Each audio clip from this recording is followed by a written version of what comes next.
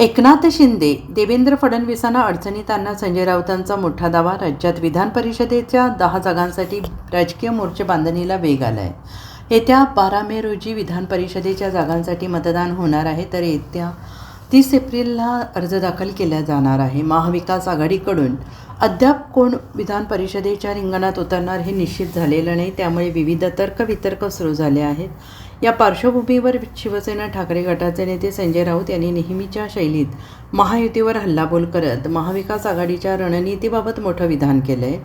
संजय राऊत यांनी नुकतंच पत्रकारांशी संवाद साधला. यावेळी त्यांनी पत्रकारांनी विधान परिषदेच्या जागांसाठी उद्धव ठाकरे उमेदवार असणार का, त्यांच्या नावाचे पेढे खायला मिळणार का, असा प्रश्न विचारला. यावर त्यांनी सविस्तर उत्तर दिले. विधान परिषदेवर जाण्याबद्दल उद्धव ठाकरे नक्की भूमिका स्पष्ट करतील, यासाठी उमेदवारी अर्ज भरावाच लागेल. तेव्हा तुम्हाला आमंत्रित करू, सर्व व्यवस्थित होणार आहे, तुम्हाला पेढे मिळतील, असं संजय राऊत यांनी म्हटले. यावर पत्रकारांनी कोणाच्या नावाचे पेढे मिळणार असा प्रश्न विचारला. यावर संजय राऊत यांनी आपल्या खास शैलीत उत्तर दिले.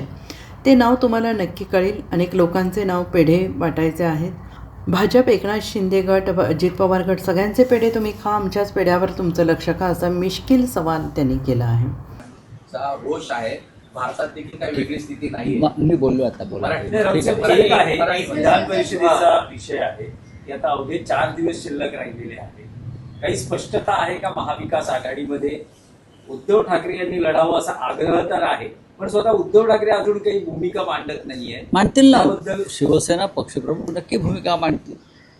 उमेदवारी अर्ज तर भरावाच लागेल ना, तेव्हा तुम्हाला सगळ्यांना आमंत्रित केलं जाईल. नाही, 30 तारीखला उमेदवारी अर्ज भरण्याचा शेवटचा दिवस आहे. 4 दिवस आहे. काही होतंय का? उद्धव ठाकरे स्वतः इच्छुक नाही, काय होतंय काय म्हणजे काय, ही ती काय बाळंतणीची खोली आहे का? नाही, कदाचित 30 तारखेला झालंय होतंय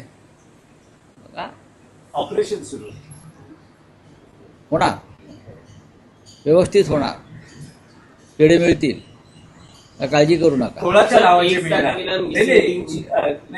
कोणाच्या नावाचे मिळणार? उद्धव ठाकरे कळेल ना तुम्हाला, त्या क्षणी कळेल ना. पण अनेक लोकांचे पेढे वाटायचे आहेत ना, काय आमचेच आहेत का फक्त?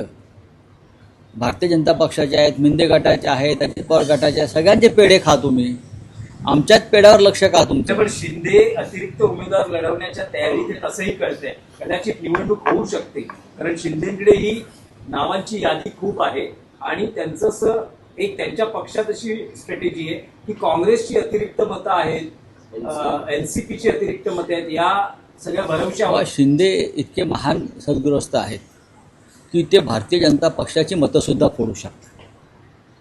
इतका मोठा माणूस आहे तो. अमित शहानी वाढवलेला, देवेंद्र फडणवीस यांना अडचणीत आणण्यासाठी ते भाजपची मते फोडू शकतात, असं तुमच्या मला एकंदरीत बोलण्यावरून वाटतंय की ते सुपर पॉवर आहेत महाराष्ट्राच्या राजकारणातले. तसं काही नाही आहे. प्रत्येकाने आपापली मतं सांभाळावीत. भाजपनेही सांभाळावीत, मिंध्याने सांभाळावीत, अजित पवार गटांना सांभाळावीत, कारण हे मतदान गुप्त आहे आणि कोणी कोणाचं नसतो, सगळे पैशाचे आहेत. Bureau report, SBN Marathi, Mumbai.